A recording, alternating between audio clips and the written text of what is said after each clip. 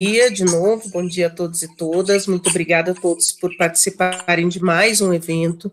Nós estamos começando mais um encontro, dessa vez o sexto encontro do ciclo de debates Desafios da Comunicação frente à Pandemia, organizado pelo Grupo de Pesquisa Convergência e Jornalismo, CONJOR, aqui da UFOP, e pelo PPG-Com. Eu sou Débora Lopes, para quem não me conhece, vou fazer uma introdução breve antes de passar para o Lua Chagas, que é o nosso convidado de hoje. Antes de qualquer coisa, muito obrigada, Luan, por aceitar o nosso convite para estar aqui hoje. Eu queria lembrar que o ciclo ele acontece semanalmente, ele já tem agendamentos de atividades até o começo de junho, nós temos mais 2 encontros depois desse. Todas as semanas a gente repassa as informações sobre as semanas seguintes, né? E aí eu aproveito hoje para avisar que na semana que vem nós recebemos o Marcelo Kchiniewski, da Universidade Federal do Rio de Janeiro, que vai falar com a gente sobre fazer jornalística em emissoras de rádio universitárias. Lembrando que ele está na coordenação da Rádio FRJ, que está fazendo um trabalho de cobertura da pandemia, também muito intenso. Bom, hoje, como todos sabem, nós recebemos o Lua Chagas, da UFMT. Lua é professor do Programa de Pós-Graduação em Comunicação e da Faculdade de Comunicação e Artes da Universidade Federal do Mato Grosso, doutor em Comunicação pela Universidade do Estado do Rio de Janeiro, com estágio doutoral na Universidade Complutense de Madrid, atua em pesquisas que envolvem o radiojornalismo, a seleção de fontes, a produção e edição de podcasts, interfaces entre rádio, política, interesse público, jornalismo e novas configurações de rotinas. 2 avisos importantes, antes da gente efetivamente passar a palavra para o Luan. A gravação da semana passada, do encontro que a gente teve com a Macarena Parejo Cuellar e com o Daniel Martim Pena, já está disponível na página do CONJOR, www.conjor.com.br. Vocês vão lá em eventos, ciclo de debates 2020, vocês vão encontrar todos os nossos encontros anteriores. E o formulário de inscrições para a semana que vem, para o nosso encontro com o Marcelo, vai estar disponível ainda hoje, provavelmente no final da manhã. Bom, agora de novo eu vou pedir a todos e todas que verifiquem aí no pé da tela se os microfones e as câmeras estão desligados, assim a gente garante uma boa conexão. E eu e a Aline Monteiro Holmes estaremos acompanhando aqui no chat para poder esclarecer qualquer dúvida ou passar depois as questões para o Luan. Luan, de novo, muito obrigada. E agora eu passo a palavra a você. Eu agradeço, professora Débora, a todos e todas pelo convite. Nós aqui ficamos muito felizes na UFMT com o convite do CONJOR. Eu acho que nós temos aqui uma grande parceria com o CONJOR. A gente, desde as leituras, as conversas, as pesquisas que o CONJOR tem realizado nos últimos anos, têm sido bases, de alguma forma, para nós pensar e estudar várias questões aqui, tanto no projeto de extensão em rádio e podcast, que é o Comunicast aqui da UFMT, como no próprio AudioJor, que é o nosso projeto de pesquisa em áudio e jornalismo, que a gente tem executado e realizado algumas pesquisas com vários estudantes sobre a relação entre o rádio, podcasts, convergência, rádio expandido, rádio hipermediático e as experimentações que a gente tem trabalhado. Eu quero dizer que eu vou separar a fala aqui, vou organizar a fala. Eu não fiz necessariamente uma apresentação em si para trazer para cá, mas eu trouxe várias questões para mostrar para vocês e para a gente discutir logo depois, na sequência, para apresentar, assim, em algumas linhas, o que é o projeto, como funciona a produção, o que é a nossa ideia de roteirização e edição e os desafios para reunir tudo isso dentro desse período de quarentena. Eu acho que, como todo mundo, a gente tem passado por um momento muito difícil. A fala do Daniel Martim Pena na semana passada, de alguma forma, mexeu muito com todo mundo, porque eu acho que é muito uma realidade que a gente passa, que a gente vive, e, antes de tudo, é muito importante dizer o quão importantes são as ações da universidade nesse período, mas, mesmo assim, reconhecer que nem todo mundo, muitas vezes, nem todos têm acesso as tecnologias e as formas de participar de alguns projetos e de algumas questões que, infelizmente, a gente encontrou muitas dificuldades e encontra, e que muitas vezes é uma forma também da gente poder extrapolar essas dificuldades que são impostas a todos nós durante não só a quarentena, mas o que a universidade pública vem passando nos últimos anos aqui no Brasil. Então, eu sou coordenador de um projeto de extensão, que é o projeto de extensão em rádio e podcast, o Comunicast aqui da UFMT, que tem em média de 25 a 30 alunos. A gente tem sempre a gente diz que o projeto ele é um projeto aberto, você pode entrar e sair, você só não pode ficar muito longe do projeto por muito tempo. Então, é um projeto que está sempre muito aberto a trazer novas pessoas, novas vozes, novas ideias para a gente discutir. E o nosso grande foco aqui é a experimentação. Então, a gente tem buscado, nos erros, encontrar novas questões, novas saídas, novas possibilidades e utilizar, principalmente dentro da nossa produção, a ideia de que os erros, muitas vezes, de que a experimentação como um todo, como característica da universidade, é fundamental para a gente aprender com aquilo que a gente faz e com aquilo que os outros fazem. Eu vou trazer vários exemplos aqui de como a gente tem buscado experiências produzidas não só no Brasil, mas fora do Brasil, para a gente entender como que a América Latina, como que alguns exemplos da América Latina, do eixo norte do mundo, da Europa, dos Estados Unidos, enfim, tem nos dado oportunidades para pensar esse formato de mídia, essa mídia que é o podcast. Então, o projeto de extensão em rádio e podcast, ele surgiu dentro de um programa de extensão, que é a Agência Experimental da Universidade, aqui da UFMT, que é a agência TOCA, coordenada pelas professoras Tamires Ferreira Coelho, pela professora Pamela, por mim, pelo professor Douglas, aqui da UFMT. E a gente tem trabalhado desde o ano passado a ideia de pensar o podcast como algo fundamental diante daquilo que a gente tem hoje, de uma nova visão sobre a comunicação digital no mundo todo e sobre a utilização do áudio dentro desses espaços. Então, nós seguimos uma série de estudos que têm sido realizados nos últimos anos no mundo todo para pensar o podcast como algo que vai além daquela ideia somente da independência, da produção individual, da produção muitas vezes amadora ou da produção voltada para dentro de casa, como nós tínhamos no surgimento do podcast até 2012 com o Serial. Então, a gente vai utilizar, por exemplo, o pesquisador, que é o Tiziano Bonini, que explica como que essa segunda era proporcionou a ideia de uma profissionalização a partir de 2012, em que os meios de comunicação, em que instituições independentes, em que novas possibilidades de jornalismo e de comunicação se utilizam do podcast como uma mídia fundamental para poder transmitir suas informações. Aí tem o professor Richard Berry também, que é um professor que a gente tem utilizado muito alguns textos e tentado traduzir alguns textos daquilo que ele chama de podcasting studies, que ele vai falar sobre uma era de ouro dos podcasts a partir do Serial nos Estados Unidos, em que vai passar da ideia daquela primeira produção amadora e depois de uma produção mais roteirizada, mais aprofundada, mais organizada e mais estruturada dentro de uma dinâmica que necessita de profissionais, que necessita de uma visão muitas vezes multidisciplinar sobre o que é o podcast.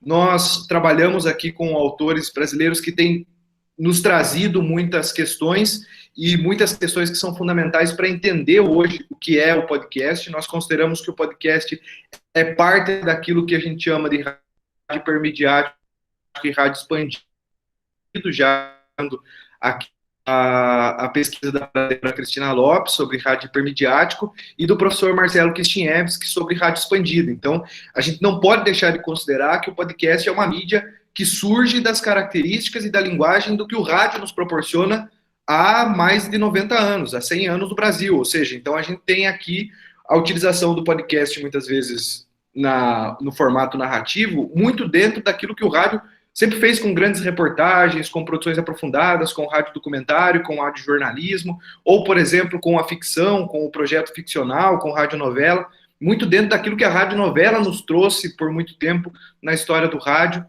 E a gente vai trabalhando essas dinâmicas de como isso pode ser estruturado dentro daquilo que o professor Richard Berry vai chamar de intimidade do podcast, ou seja, você produz o podcast não para falar necessariamente para uma massa, por mais que hoje ele já seja produzido voltado às massas, porque a gente tem casos de podcast no Brasil com mais de 1 milhão de acessos, mais de 1 milhão de downloads, ou tem o caso do caso Evandro, que até numa discussão com a Luana Viana, que está aqui, a gente tem destacado que talvez essa nossa segunda era dos podcasts no Brasil, como afirma o professor Tiziano Bonini, que surgiu com o Serial e com as produções profissionalizadas da NPR, do This American Life nos Estados Unidos, para nós talvez seja um marco importante de pensar como que a nossa profissionalização de conteúdos em áudio, podcasts no Brasil, de alguma forma, tem um marco muito importante com o Projeto Humanos, né? Com o Projeto Humanos do Ivan Mizanzuki, que de alguma forma trouxe essa visibilidade para a ideia de um podcast com o caso Evandro, com um número de downloads muito grandes, que vai virar série de TV, que tem uma repercussão local muito importante, que o podcast acaba agendando a mídia local. Então a gente tem uma série de dinâmicas que vão culminar no advento da Globo assumir esse protagonismo também, de alguma forma, de produzir podcasts e se tornar hoje um dos podcasts mais ouvidos da América Latina, que tem em todas as plataformas o podcast mais ouvido atualmente, que é o Assunto.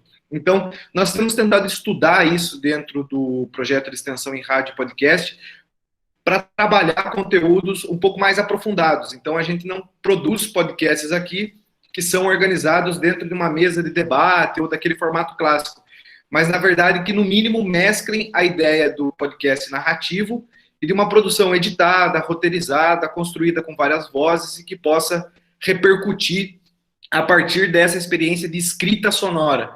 Então, a utilização de todos os recursos sonoros para conduzir uma história específica e uma dinâmica de uma história que se desenvolve e que se desenrola a partir de um eixo central de discussão. Então, uma das questões que nós... já vou anotar aqui, Rogério. E aí, uma das questões que a gente vem trabalhando, o primeiro podcast, a nossa primeira experimentação foi no ano passado, com o De Lá Pra Cá, que está nas principais plataformas. A gente tentou trabalhar dentro da toca experimental e do projeto de extensão, do Comunicast, um podcast que pudesse humanizar as pessoas que são impactadas pelos projetos de extensão da universidade. Então, a gente produziu De Lá Pra Cá em 6 episódios, tentando utilizar essas vozes para mostrar como que a universidade acaba impactando no dia a dia da humanização das fontes a partir desses projetos de extensão, o que isso significa para o íntimo dessas pessoas, para a vida dessas pessoas e assim por diante. Depois, durante a Copa do Mundo Feminina, surgiu um outro podcast, que é o Ditando Regras, que é organizado por mulheres aqui, por estudantes aqui da UFMT, que produzem um podcast sobre o mundo dos esportes na visão das mulheres, ou seja, tudo voltado somente com vozes mulheres, com personagens mulheres, com fontes mulheres, organizados todo por elas, a roteirização e a edição que mescla essa ideia do roteiro em uma primeira parte mais narrativa, ou seja, dentro daquilo que a gente poderia tentar chegar no que chama de storytelling, mas é muito mais narrativa, ou seja, do perfil de narração, como o professor Marcelo Kishinevski trabalha nos textos dele sobre radiojornalismo narrativo, e numa sequência, logo depois desse perfil narrativo que a gente traz, essa história, um debate sobre questões que envolvem aí o dia a dia das mulheres, sobre arbitragem, sobre as jogadoras dentro da Série A2, ou então as mulheres no eSports e assim por diante. A gente entrevistou narradoras, entrevistou árbitras, entrevistou... As meninas, na verdade, entrevistaram várias pessoas nesse sentido. E aí a gente passou por um período, finalizando essa temporada no ano passado, por um período de estudos, que é onde a gente vai chegar no Vida em Quarentena. Todo podcast que a gente termina, a gente faz uma série e acaba finalizando a temporada no sentido de divulgar essa temporada posteriormente e fazer uma reflexão aprofundada, que é aquilo que a gente tem feito agora sobre o Vida em Quarentena. Então a gente fez 6 episódios e entrou num processo de reflexão sobre as produções para que nós mesmos possamos encontrar assim, onde a gente acertou, onde a gente errou, o que pode melhorar, o que deu certo, o que não deu certo. Será que aquele gráfico sonoro as pessoas entenderam? Será que as pessoas não entenderam? E assim por diante. E a gente passou por um processo de formação com várias pessoas, inclusive a Luana participou de uma fala aqui com os estudantes, falando sobre podcast, sobre estudo em podcast. Depois a Bia Guimarães e a Sara Zoubel falaram com a gente, elas também participaram das conferências do Conjor, falaram com a gente sobre a ideia da roteirização. O Cláudio Antônio, que é um dos principais editores do Brasil hoje, ele muitas vezes não aparece assim com a voz e nas frentes dos prêmios de podcast, mas ele é o editor do Vozes e é editor da CBN desde os anos 70. Então deu muitas ideias sobre edição em pista, edição right-left, edição pista A, pista B, formatos de edição 360 graus, que são muito importantes porque toda a nossa produção, de alguma forma, ela passa pela roteirização, edição, produção, pensar o produto, de alguma forma, pela mão dos estudantes. Então, tudo é feito pelos estudantes, não temos técnico em edição, então a gente, de alguma forma, tenta trabalhar essas várias potencialidades e pensar o todo pelos estudantes. O Tomás Chiaverini foi outra pessoa que participou conosco, e nós fechamos uma mesa durante a semana de comunicação com vários outros podcasters, desde o Fred Fagundes, que hoje tem uma produtora de podcasts aqui em Cuiabá, que é a Altia Podcasts, e demonstra muito essa ideia do mercado de podcasts também como algo que pode rentabilizar futuramente, pensando a ideia de que é hoje um mercado aberto para profissionalização e para você poder garantir até mesmo recursos diante disso. Então, nós passamos por essa fase de produção e iríamos encaminhar um terceiro podcast, que seria o 003, para pensar as vozes que não estão presentes. O 003 é por conta do 300 ao contrário, Cuiabá fez 300 anos, aqui que é a capital de Mato Grosso, no Centro-Oeste, no ano passado, e a gente percebeu que praticamente se falavam nas mesmas vozes que se falavam nos 299, 298, 297 anos e assim por diante. E a gente queria, de alguma forma, trazer vozes que não participam, muitas vezes, desse debate, ou que estão deixadas de lado, mas constroem a cidade no seu dia a dia, e assim por diante. Mas veio a pandemia, a quarentena nos colocou dentro de um desafio de repensar as nossas estruturas. Eu acho que todo mundo está dentro desse ambiente, em vários aspectos, e nós fomos reorganizar a ideia do projeto de extensão, pensando um podcast não necessariamente que fizesse o trabalho do jornalismo. O nosso objetivo não é dar notícias sobre a quarentena. A gente tem um projeto aqui dos estudantes que estão aqui, por exemplo, o Rogério Júnior, do Everton, que atuou durante os últimos dias fazendo esse papel do jornalismo em Mato Grosso, levando notícias às emissoras de rádio comunitárias e ao Instagram sobre a quarentena diariamente, no período da tarde, fazendo esse balanço.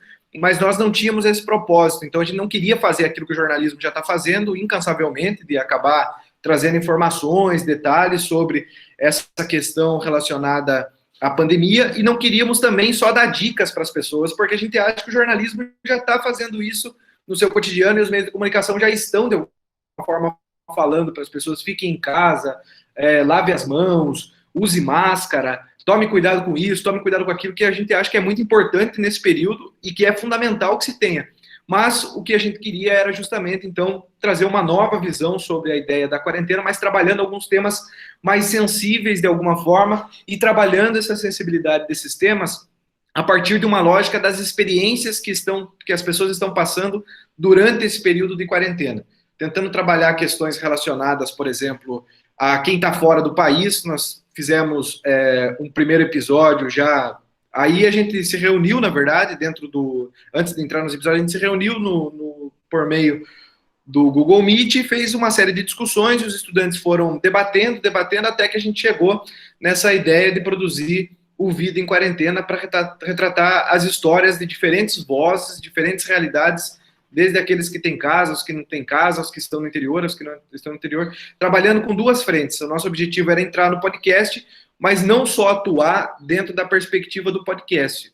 Nós fazemos parte hoje de um deserto noticioso muito significativo no Brasil, ou seja, a gente tem um vazio aqui de cobertura jornalística no estado de Mato Grosso. Eu tenho aqui na mesma discussão a professora Rosselli, que também compartilha dessa mesma pesquisa e desses mesmos dados, que hoje a gente não tem tantos meios de comunicação noticiosos em sites e jornais em Mato Grosso, cobrindo algumas regiões, por exemplo, no norte do estado, que chegam a ficar quase 900 quilômetros aqui de Cuiabá, e aí, mas temos emissoras de rádio, então a gente tem uma cobertura radiofônica muito importante no interior, e essas emissoras de rádio passam por uma dificuldade nesse período de fazer a cobertura local, porque muitas vezes nem a televisão consegue abordar o que Guarantã do Norte, ou o que alguma emissora que está lá na divisa com o Amazonas está fazendo localmente, e nós queríamos atuar nesse sentido também. Então nós acabamos atuando em duas frentes.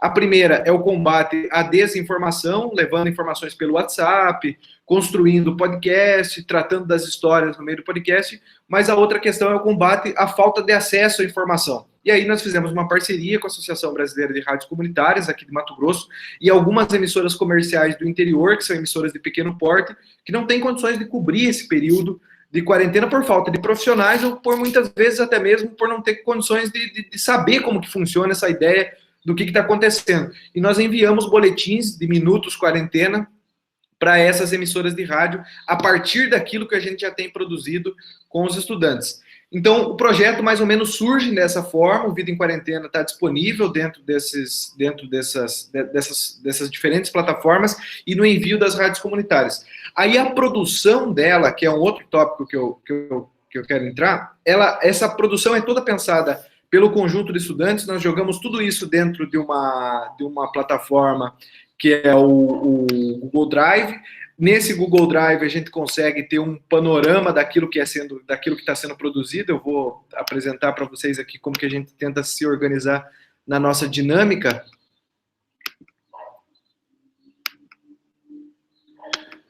Deixa eu só ver aqui se vai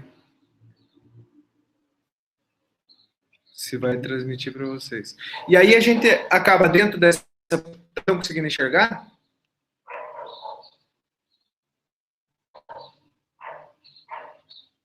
Será que... Beleza. Aqui a gente acaba reunindo tudo com os estudantes.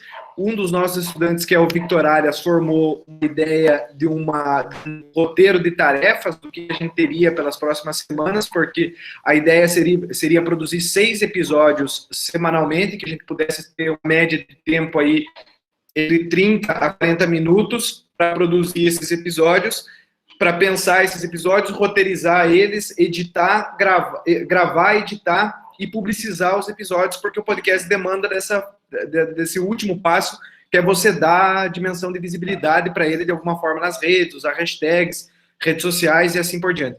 Então, nós tínhamos um roteiro de tarefas, as pessoas entrariam dentro desses diversos episódios. A gente tem episódios que não foram, por exemplo, o caso do Diário de Quarentena, não acabou sendo trabalhado, mas a gente teve uma outra ideia depois, essa outra ideia foi aplicada, e aí dentro do episódio você tinha vários áudios, você tinha os áudios de edição, a gente chegou a ter mais de 50 áudios para editar no mesmo episódio, para a gente poder tentar construir esse roteiro conjuntamente. E aí os estudantes, de alguma forma, nós nos reuníamos, fazíamos essa produção de pauta e trabalhamos algumas pautas até o 5º episódio, muito bem planejadas elas antes. Por exemplo, primeiro tentar pensar como que a quarentena está acontecendo fora do país, pelos colegas que nós temos espalhados, por exemplo, como é o caso dos estudantes que estão na Colômbia e hoje estão pedindo repatriação para voltar para o Brasil e não conseguem voltar por conta, e estão com muito medo pelo finalização das bolsas. A Colômbia está com a fronteira fechada, a Embaixada Brasileira na Colômbia não dá respostas, o Itamaraty também até o momento não tem dado nenhuma situação, e a gente vai investigar como que em vários outros países essa quarentena tem sido trabalhada. A gente conversou com pessoas de 9 países diferentes. Depois a gente foi trabalhar um episódio sobre a quarentena na rua, porque de alguma forma a gente queria saber como que as pessoas que não têm casa ou que vivem em situação de rua estão passando por esse período. A gente teve o apoio de um projeto de extensão que é o Psicanálise na Rua, que é um projeto que atende essas pessoas que estão em situação de rua, mas no sentido psicológico, mas também oportunidades de banho, de higienização e assim por diante.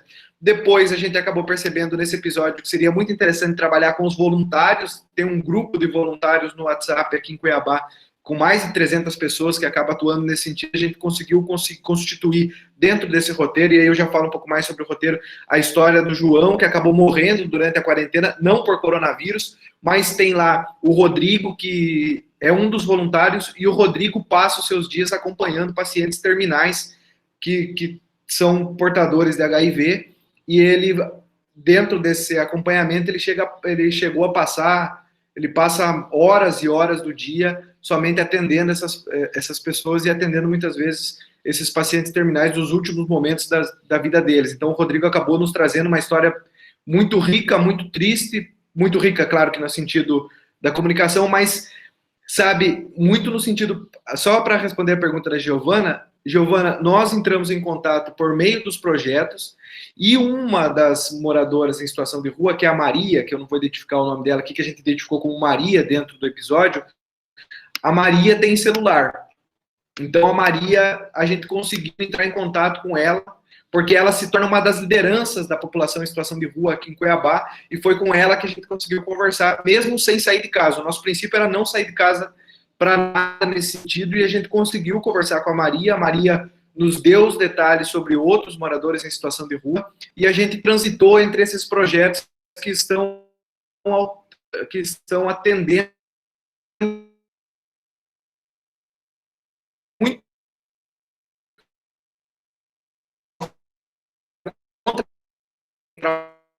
no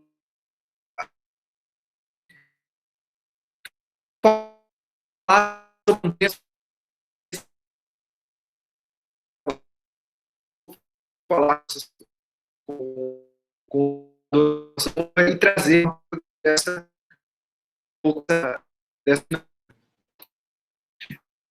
coisa.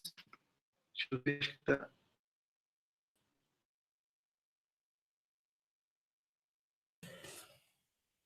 Luan, seu áudio está travando um pouco.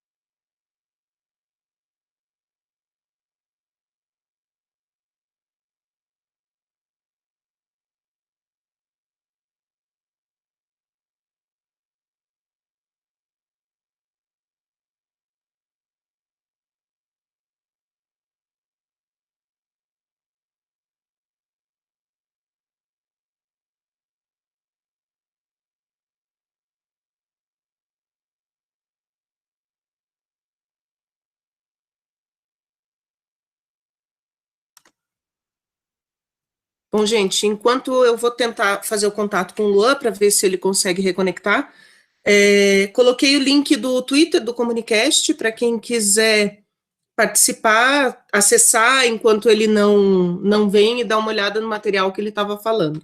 Eu vou entrar em contato com ele aqui e já volto. Ah, voltou. Oi, Luan. Seu microfone. Isso. Desculpa, na verdade, ontem a Vivo cortou a internet aqui de casa por uma situação que eu não sei o que aconteceu, e aí agora ela vai e volta, mas a gente já consegui restabelecer aqui.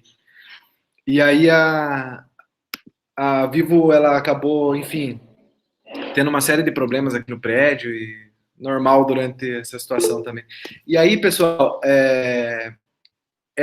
a gente foi trabalhar esses outros episódios sobre a paz de espírito, depois a gente trabalhou uma quarentena com as crianças, trazendo a opinião das crianças, e a história também de uma mãe que vai ser roteirizada, de uma mãe de quíntuplos, que teve quíntuplos naturais, como que está sendo esse período de quarentena para ela, não só numa visão clichê sobre maternidade, mas sobre a ideia de como que essa maternidade, de algumas formas, ela é trabalhada dentro desse período de quarentena, enfim, trabalhando essas questões. E o último episódio, a gente resolveu fazer uma parceria com as 5 regiões do país, encontrou estudantes, desde a Lorena Curuaia, que é uma vice-cacique na Volta Grande do Xingu, que tem sido constantemente atacada pelos madeireiros lá no Pará, falando sobre a região do Norte. No Nordeste, a gente fez uma parceria com a Rádio Cordel, da professora Sheila Borges, que tem feito um trabalho sensacional também em áudio lá em Pernambuco, da Universidade Federal de Pernambuco, falando sobre o Cariri, sobre o sertão nordeste, sobre o sertão de Pernambuco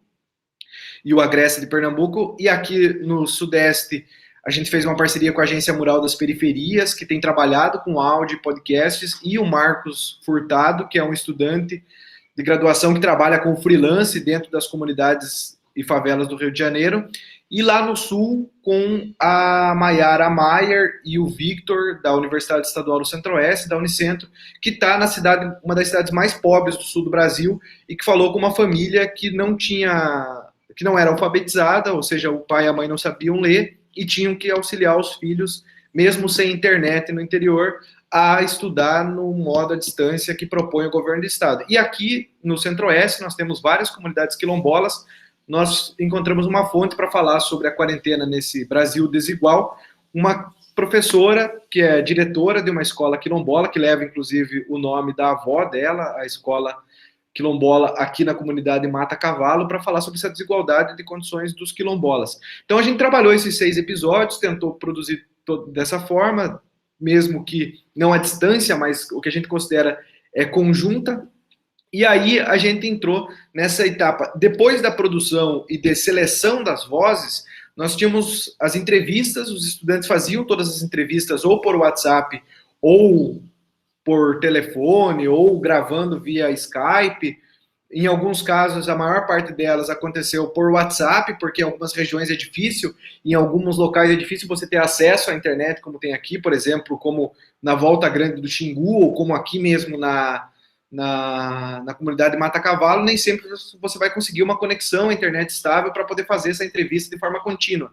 Então, acabou que essa forma, tão muitas vezes criticada por nós, durante algumas reflexões sobre o WhatsApp, o distanciamento do repórter, foi a alternativa que a gente encontrou nesse período de pandemia para poder dar essa dinâmica para os estudantes. E aí os estudantes iam atrás desses áudios, a gente separava dentro das pastas, construía a partir dessa possibilidade dos estudantes ter acesso aos áudios, a gente baixava os áudios, convertia esses áudios e jogava dentro dessas pastas. Depois que os áudios vinham para essas pastas aqui, por exemplo, aqui tem os áudios de uma fonte e assim por diante. A gente transformava em áudios editados, que são os trechos que a gente selecionou como algo importante para o roteiro e para a construção do roteiro, ou seja, os roteiristas vão atuar logo depois ouvindo esses áudios e tentando encontrar pontos de convergência e iniciava a produção eu não sei se todo mundo está conseguindo ver. Eu acho que sim, né? Aí a gente iniciava essa produção do roteiro. E aí o desafio, na verdade, era tentar construir um roteiro a várias mãos que pudesse ter aqui um roteiro, no primeiro momento, escrito e depois sonorizado. A gente faz essa escrita, apresentação, a gente tem um início e aprendeu, de alguma forma, aos poucos, como a importância desse início é fundamental, ou seja, os primeiros 30 segundos no podcast vão ser o que vão deixar, muitas vezes, o ouvinte dentro dele ou não, e eu já vou mostrar alguns dados que a gente utiliza aqui dentro do Spotify, que nos dá uma dimensão, por exemplo, de retenção de alguns episódios e não outros, e aí esses áudios são os áudios que vão ajudar a construir essa escrita. Aí os estudantes vão escrevendo de forma conjunta. Num primeiro momento a gente dividiu, depois acabou percebendo que essa divisão não dava certo, que a divisão muitas vezes acabava atrapalhando. Aí, depois, no segundo momento, a gente experimentou uma outra forma, que fosse, primeiro um grupo escreve, depois outro grupo corrige, e aí a gente tem uma escrita conjunta para não departamentalizar ou não compartimentar demais, ou não construir blocos, como a gente costuma fazer, ou como costumou fazer lá nos primeiros episódios que a gente trabalhava, no de lá para cá, em que muitas vezes a gente fazia como se fosse um programa de rádio, sabe? No primeiro momento você fala sobre uma coisa, no segundo momento você fala sobre outra, e no terceiro momento você fala sobre outra. Nesse caso do Quarentena e Voluntariado, é possível perceber, por exemplo, que o roteiro vai começar com a história do João, do Rodrigo. Eu acho que quem ouviu, e depois todo mundo pode ir buscar ouvir lá no Vida em Quarentena no Spotify, no Google Podcast, enfim, se não ouvir, mas dá para perceber isso. A gente começa com a história do João, de alguém que tinha uma casa, uma família, e acabou nos desentendimentos com a família, indo para a rua e tendo complicações de saúde. E aí a gente vai chamar as pessoas para uma outra ideia da Glória, que é uma peruana que está no Brasil, fazendo trabalho voluntário, e a história vão vir outras histórias até que a história do João volta lá no meio, para a gente dizer que ele acabou, infelizmente, falecendo, e lá no final a gente vai terminar de contar a história dele, tentando trazer esse desfecho de que, na verdade, a história do João é uma história que é semelhante à da maior parte das pessoas que estão em situação de rua hoje no Brasil, que dependem dos voluntários, que dependem muitas vezes das ações do poder público, mas tem pouco disso, mas que foi durante esse período que ele estava na cama para morrer, que a família dele se aproximou e que acabou ele... E aqui vão ter várias discussões, vão ter vários pontos aqui que a gente vai trabalhando. Eu acho que a questão mais legal, assim, que envolveu a produção foi, de alguma forma, fazer muito debate. Debater muito com os estudantes o que a gente estava fazendo e, de alguma forma, construir algo que fosse conjunto. Depois dessa roteirização, a gente termina a roteirização e tem mais 2 dias para enviar para as pessoas que vão gravar. A gente sempre define, por exemplo, no máximo 2 a 3 locutores ou 2 a 3 narradores, que a gente tem chamado, por exemplo, uma narradora ou um narrador que vai narrar o episódio como um todo, e questões eventuais, por exemplo, nesse episódio sobre voluntariado, a gente tem toda a narração da história do João, da história dos outros voluntários, mas num ponto vai ter o caso da Gabriela, que tem o trabalho voluntário aqui no meio, por exemplo, que está em vermelho, vai ser a Vitória, que vai contar a história da Gabriela, que é uma pessoa que atende médicos e médicas para fazer a tradução em Libras de pacientes surdos que têm Covid. Então, ela acabou percebendo que os pacientes não tinham acesso à informação e muitas vezes, ou quando eram atendidos, não conseguiam se entender. Você já pensou a loucura que é você tentar explicar para um médico o que você tem e o médico não entender. Então, ela acabou fazendo essa ponte. Foi uma fonte muito interessante, muito legal também, que a gente acabou aprendendo muito com ela. Ela fez um vídeo depois que está aqui no IGTV do Comunicast, e ela explicando aqui como que é o trabalho voluntário dela, enfim, que ela trouxe para nós, e que eu acho que foi muito positivo, assim, esse trabalho. Depois disso, que tem a gravação, a gente vai para a edição, e a edição aqui tem um exemplo de uma pista de edição, que a gente utiliza o Adobe Audition para fazer a edição. A gente divide, mais uma vez, a edição por partes. Aqui tem um exemplo do nosso último roteiro. Lá no começo da parte 1, Milena, porque vai ficar tanto para a pessoa gravar, ela vai gravar em partes, depois vai para a edição, logo depois vai ter uma outra pessoa responsável para editar a segunda parte, e depois junta essas pistas num mesmo editor, que seria o Vitor, que fazia esse levantamento final de contrabalancear volume, de pensar algumas estratégias, por exemplo, de subida, descida, sonorização e trilha. Porque nós percebemos também que muitas vezes é só na hora da edição e da escuta que você consegue realmente ouvir o roteiro, porque quando você constrói o roteiro escrito, você já vai ouvindo ele de alguma forma e já vai tentando treinar essa escuta do roteiro ao longo da escrita. Mas ouvir ele mesmo acaba que é um processo de edição. E a edição ia demorar muitas vezes 18, 19, 20 horas para poder finalizar um episódio, como foi o primeiro e o último episódio, que deu um processo de edição de mais de 17, 18 horas, para a gente poder colocar cada pontinho que está aqui dentro e cada questão específica que tem aqui para subir, descer volume. Foi um trabalho de muito fôlego, de alguma forma, mas um trabalho muito frutífero por parte do aprendizado. Hoje a gente tem uns números que, obviamente, não são os maiores números de podcasts no Brasil, mas que, de alguma forma, números muito interessantes que demonstram a ida e volta da audiência a partir da utilização de redes sociais, como é o caso do Comunicast no Instagram. Para quem não seguiu, é o @comunicastufmt. Tem lá o link para os episódios, tem as outras atividades que a gente tem os outros podcasts em si, as ações que a gente tem feito, os cursos, enfim, curso de edição, de roteirização, de discussão, enfim. E uma das questões que a gente acaba discutindo muito e que de alguma forma não tem percebido isso,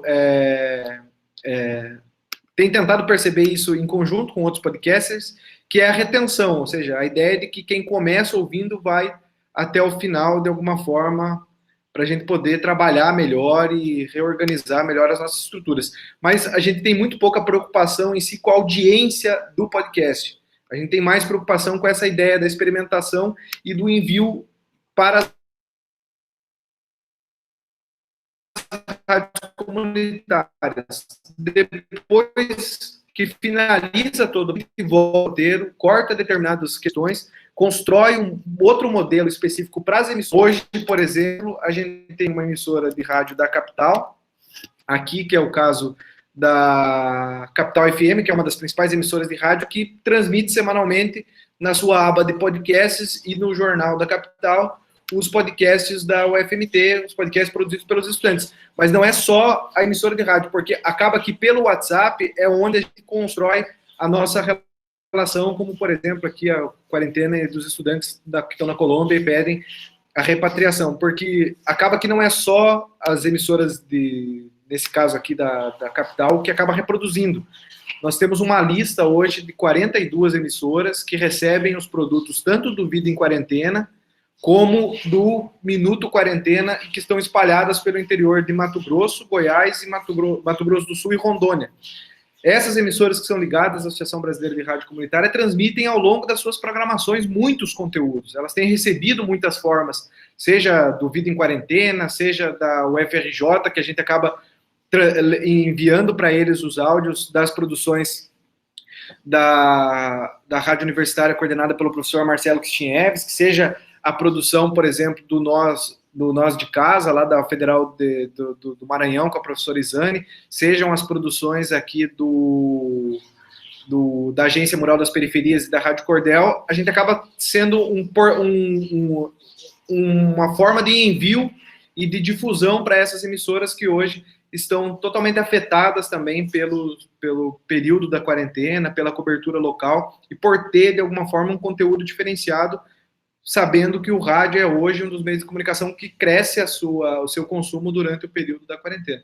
Eu acho que era mais ou menos isso. A gente tem vários desafios, assim, que é a manutenção, que é fazer algo à distância, né, em primeiro lugar, pensar algo à distância, não só à distância, mas por meio de plataformas como foram feitas. A gente teve uma média de 12 estudantes produzindo diretamente o Vida em Quarentena, e os estudantes, de alguma forma, estão de parabéns, assim, porque de alguma forma eles conseguiram construir algo que gerasse um impacto, se não necessariamente social, assim, para outras pessoas, mas geraram um impacto fundamental para eles e para as pessoas que de alguma forma foram envolvidas por esse podcast.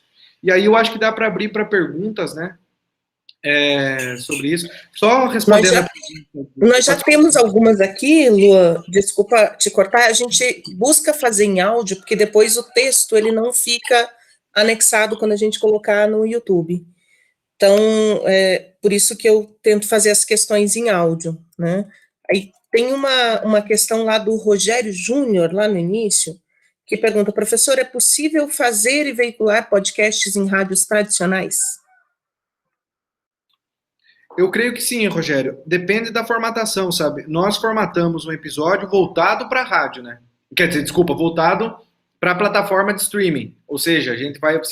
Quando a gente pede para a pessoa, por exemplo, ouça o episódio anterior, a gente está tentando identificar que esse produto é voltado para a plataforma do fone de ouvido, enfim, para que ele possa ouvir de uma forma mais íntima. Mas hoje a gente tem percebido, por exemplo, ouvindo a rádio Frei Caneca de Recife, que transmite todo sábado os episódios do Vida em Quarentena, que é possível ouvir no rádio, e o rádio transmite e tem tido uma audiência muito interessante, mesmo sendo no sábado, 6 horas da tarde, na Rádio Frei Caneca, que é uma emissora pública lá em Recife, ou aqui, por exemplo, na CPA-FM, ou nas emissoras de rádio que são ligadas aqui a Abraço, ou na própria emissora de rádio, que é a Rádio Capital, que tem dado muito certo.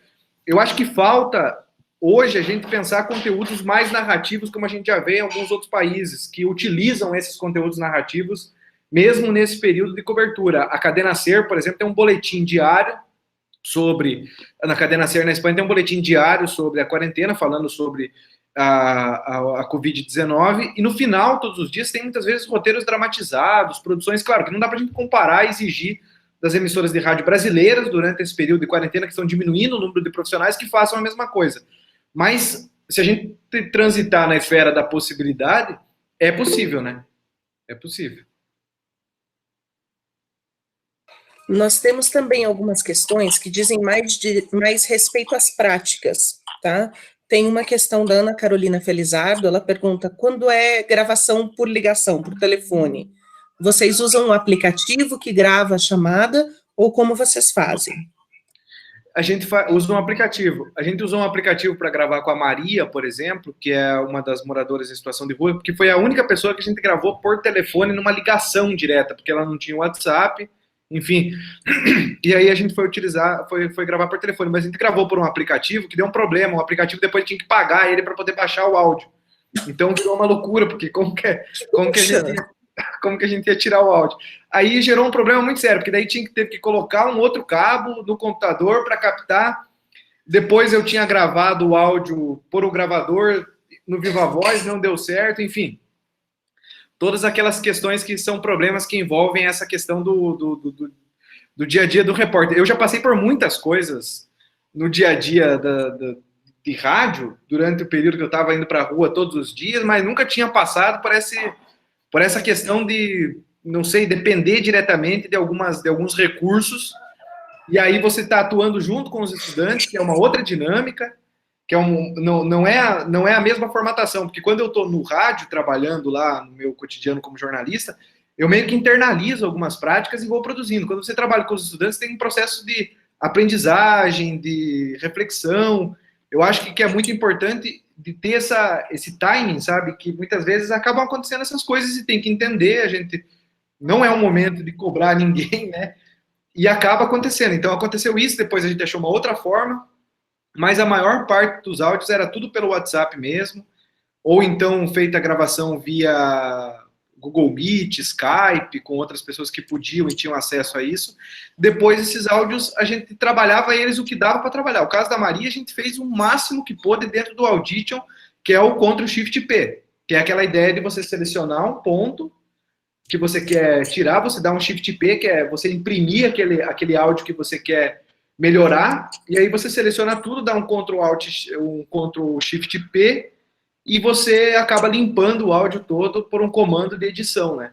E essa edição que é algo que a gente tem tentado trabalhar e tentou desenvolver ao longo das últimas semanas e que por sorte, essas oficinas de edição, quando a gente podia ter encontros presenciais antes de iniciar a quarentena, deu muito certo porque acabou que a gente teve aí nesses 12 estudantes, pelo menos a metade editava. Então a metade tinha condições de montar, editar, cortar, limpar, fazer a produção e assim por diante. Eu vou cortar um pouquinho a ordem aqui, pedir licença para o Elton, e vou passar a questão da Ana Clara Arcanjo na frente, que tem a ver com a captação também. Ela pergunta como ocorre a captação de áudio para o podcast? É de forma simultânea entre todos os participantes? Como a gente não tem, a gente não trabalha com a ideia de fazer uma mesa ou gravar tudo junto, então a gente não precisa fazer a gravação simultânea, né? Então nós não trabalhamos assim, como eu tinha dito lá no começo, a gente acaba não trabalhando essa ideia dos podcasts em mesa de debate, então acaba que, de alguma forma, poderia ser mais fácil se a gente conseguisse juntar todo mundo no mesmo Google Meet e fazer a gravação, e eu acho que até ficaria interessante, mas a gente preferia que os estudantes gravassem o áudio, porque o que acontece? Depois que você tem o roteiro, alguns roteiros são de 27, 28 páginas, né? Então, para você gravar 28 páginas, é muito cansativo muitas vezes. Imagina para um estudante que não tem aula de locução, porque ele faz parte da publicidade, e lá na aula de publicidade ele trabalha uma outra questão, porque o projeto de extensão não envolve só jornalismo, mas envolve rádio e TV, envolve publicidade e propaganda, envolve cinema e audiovisual, envolve jornalismo, e agora até estudantes de outros cursos de graduação, como letras, história, vão entrar junto com a gente. Então, você trabalhar, como a gente não tinha esse treinamento, a gente fazia um pequeno tutorial de respiração, de locução, eu passava algumas dicas que a gente tem, mas a gente sabe que muitas vezes essa narração do podcast é uma narração muito íntima, ela é muito diferente da narração que a gente faz no dia a dia, dentro de uma emissora de rádio, e que demanda de uma certa atenção. Então, para a gente fazer esse tipo de gravação, os estudantes tinham que pegar o roteiro, fazer uma primeira leitura, tentar internalizar algumas coisas, mudar o roteiro que foi feito por outra pessoa, porque ela vai apenas narrar, né? Então ela tinha que mudar algumas palavras para poder encaixar, reorganizar ali algumas coisas. Ainda assim teve algumas que acabou não dando certo, mas essa, assim, ó, não foi uma preocupação nossa. Em alguns momentos a gente se preocupou, não, tem que melhorar a narração em alguns aspectos, mas para ser bem sincero, a gente não queria também fazer com que os estudantes fossem forçados, alguns deles no primeiro semestre, a ter uma narração da Gabriela Viana, da Sara Zoubel ou da Bia Guimarães, que são sensacionais e que tem uma narração sensacional para o formato delas. Mas a gente percebeu também, conversando com outros podcasters, que saem não necessariamente do rádio e que saem de outras mídias, como é o caso do Tomás Chiaverini, como é o caso do Rodrigo Vizeu, como é o caso do Rodrigo Alves, que participaram conosco aqui de algumas falas, que o rádio, como há muito tempo o rádio já também não é voz, a narração também não é muito mais essa intimidade, essa apropriação do texto, né? É uma locução e não é uma leitura. E aí, por conta disso, a gente não tinha como fazer gravação simultânea. Então, os estudantes gravavam no seu tempo, faziam lá uma primeira leitura, interpretavam, organizavam e tal, e depois eles iam fazer essa narração, gravavam, mandavam, muitas vezes tinha lá uma palavra que era difícil, daí voltava com uma regravação. E daí tinha o tempo, se a gente pegar os áudios dos erros, tem lá a Vitória, por exemplo, que é uma das nossas estudantes, gravando e no meio do áudio Mãe, espera aí, mãe, eu já vou lá, só um minutinho, deixa eu só terminar de gravar esse trecho. Ou, sai daí, meu irmãozinho, sabe? Aquelas coisas que acontecem dentro do período da quarentena, ou que tem um áudio um pouco mais prejudicado, muitas vezes. Mas, assim, não era assim, o nosso objetivo ter também uma narração sensacional, porque a gente sabe que era um período de exceção. Mas, por outro lado, a gente conseguiu atingir alguns a ideia, necessariamente, que é fazer essa. Então, a gravação era feita não de forma simultânea, mas individualmente pelos estudantes, né? Bom, agora eu passo para a questão do Elton Bruno Pinheiro. Olá, Luan, parabéns pelo projeto. Ele pergunta como a equipe refletiu sobre o tempo de duração dos episódios. Esse sempre foi um debate muito sério, sabe? Porque, assim, para nós, quando nós iniciamos o podcast e olhando para as outras experiências, a gente tinha um foco muito centrado no nosso público universitário de 18 a 22 anos aqui dentro de Mato Grosso, que era o público muitas vezes que estava ao nosso redor. Não conseguia sair desse público porque é muito difícil. Como você vai falar sobre projeto de extensão para a sociedade como um todo ou para alguns públicos que, sabe, muitas vezes a preocupação não é a universidade, não é o nosso ambiente, a gente precisava, e o nosso desafio continua a ser essa humanização o máximo possível e ter essa minuciosidade de tentar sair do nosso ambiente, enquanto rádio universitária, enquanto podcast e assim por diante. E acabou percebendo que ao longo da produção do podcast, a gente tem mais ouvintes hoje no eixo Rio-São Paulo do que em Mato Grosso. Então, o nosso primeiro estado de ouvintes hoje é São Paulo.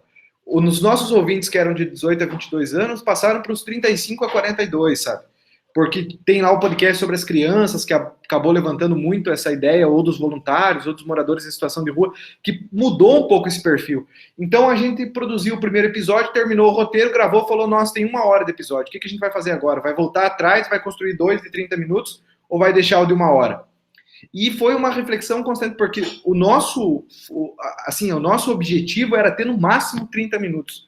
Porque durante um período de quarentena, durante uma situação de concorrência com outras produções, com outras mídias, com outras tarefas, com os dados que a própria Sara Zobel e a Bia Guimarães tinham colocado e que a gente discutiu aqui sobre a diminuição no número de ouvintes de podcasts, muitas vezes durante o período de quarentena, mas, por outro lado, um aumento no número de ouvintes de rádio durante a quarentena nos deixaram um pouco assim ansiosos por tentar levar trechos mais curtos para as emissoras de rádio e manter a ideia de fazer um produto maior, um produto mais tranquilo, que as pessoas pudessem ouvir, que se elas parassem na metade do primeiro episódio, tudo bem, volta a ouvir depois, como muita gente acaba fazendo, e assim por diante. E se a pessoa quisesse ouvir inteiro, ótimo, sabe, também. Nós tentamos, para ser sincero, continua sendo um desafio para a gente pensar. Os outros episódios, o primeiro e o último tem 1 hora, os outros episódios têm todo 30, 40 minutos, e a nossa retenção ainda está maior nos episódios de 30 a 40 minutos, que são os episódios que tiveram um tempo relativamente, que de alguma forma, para um podcast narrativo, ele é um tempo interessante, sabe? Mas assim, eu acho que com 5 minutos você consegue construir uma coisa aprofundada, narrativa, que você consegue trazer o ouvinte para dentro do ambiente, como a gente fez com o caso do João, ali no episódio sobre quarentena e voluntariado, assim como 1 hora, mas realmente, Elton, é um desafio que a gente tem que pensar e que a gente pensou aqui e gerou muita discussão. O último episódio, por exemplo, a gente achou longo, algumas do início ao fim. Então, tem tentado mesclar essa ideia e que quando atingir 1 hora, voltar para o roteiro, se der tempo, sem esse compromisso de lançar lá no domingo, mas dimensionar ele para 2 episódios, que um seja a continuação do outro, né? Bom, nós temos agora 2 questões apresentadas pela Cida Golim. Uma delas é onde encontrar o material de vocês, incluindo aqueles cursos de preparação, de edição, de texto, de locução que você falou. E a outra é, em termos de produção nacional e internacional, quais são os podcasts de referência para o projeto? Começando pelos podcasts de produção internacional, a gente tem muito a ideia do 070.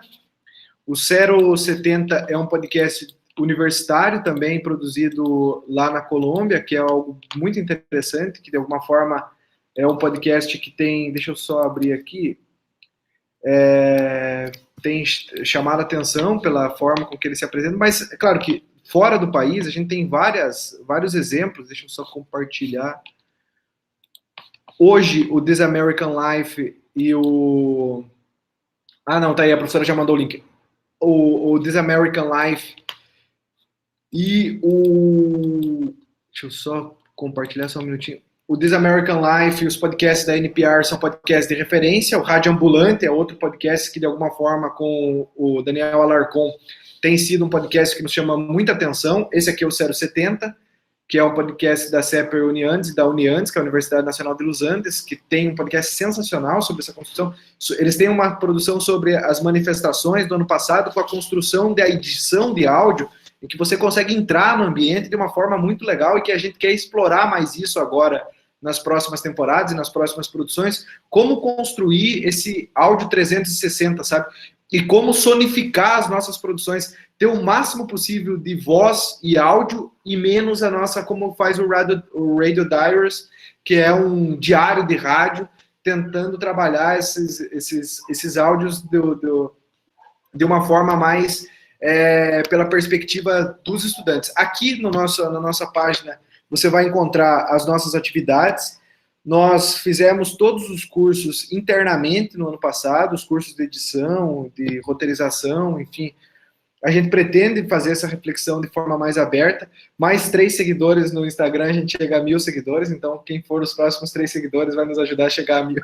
É brincadeira, mas... Enfim, lá no Instagram a gente tem tentado utilizar a nossa principal plataforma. A gente tem trabalhado uma coisa aqui que é uma experimentação de tentar focar nessa dinâmica que é... Essa dinâmica que é os stories, por exemplo, ter uma sequência de stories que possa ter a dinâmica do áudio dentro dela, e aí a gente traz um outro exemplo, que é uma rádio que a gente fez aqui dentro de uma disciplina, que é a Rádio Ecos, o FMT, que é uma produção laboratorial voltada só para o Instagram, que seria a ideia de aquilo que uma fala da professora Débora, que já chamou a atenção nossa aqui, que é essa ideia da instagramatização do rádio, como que a gente constrói uma narrativa em áudio pelos stories, enfim, e tem trabalhado isso no projeto. E aí a gente tem vários exemplos, tanto o 070, como podcasts da Argentina, como podcasts aqui ao nosso redor, que tem chamado a atenção e que, de alguma forma, são produzidos, assim, nesse ambiente mais narrativo. O Radio Diaries, que é um podcast nos Estados Unidos também, da NPR, o This American Life, Welcome to Night Vale também é outro podcast. Enfim, a gente tem várias... E aqui no Brasil, especialmente, a gente tem utilizado muitos podcasts que eu acho que a gente já pode chamar, assim, de exemplos e de fundamentais para a gente trabalhar as nossas ações, que é o 37 Graus, que é o Vozes, como que a gente conversou com a Gabriela Viana, que são, assim, a ideia de não só... A gente tem vários pesquisadores, padrinhos, porque passam ou pessoalmente ou por meio dos textos, como é o caso da professora Débora, como é o caso da Isane, como é o caso do professor Marcelo, como é o caso do professor Ferrareto, como é o caso de vários professores do grupo de rádio e mídia sonora, mas a gente tem vários podcasters e produtores de rádio que são também, de alguma forma, os nossos ideia de padrinhos aqui. A gente utilizou, por exemplo, no Spotify, tem lá o Memória Eldorado, que você vai construir várias reportagens anteriores e produções. Tem uma reportagem da Filomena Saleme, sobre a fome, que está lá no Spotify, que é sensacional, foi premiado, então a gente utilizou com os alunos para pensar, para ouvir. Tem aqui o caso do 37 Graus, do Rádio Escafandro, do Põe na Estante, enfim, dos podcasts que são relacionados hoje à Rádio Guarda-Chuva, que é uma confraria de podcasts de jornalismo, sabe? Tem o Rádio Escafandro, enfim, a gente tem o próprio Vida de Jornalista, do Rodrigo Vizeu, e produções, muitas vezes, que são não necessariamente jornalísticas, sabe? Mas produções ficcionais, produções narrativas de fora, como da Podium Podcast, porque a nossa preocupação aqui não é necessariamente envolver só a ideia de um jornalismo, mas a ideia de uma produção que envolva a publicidade, que envolva a rádio e TV e assim por diante.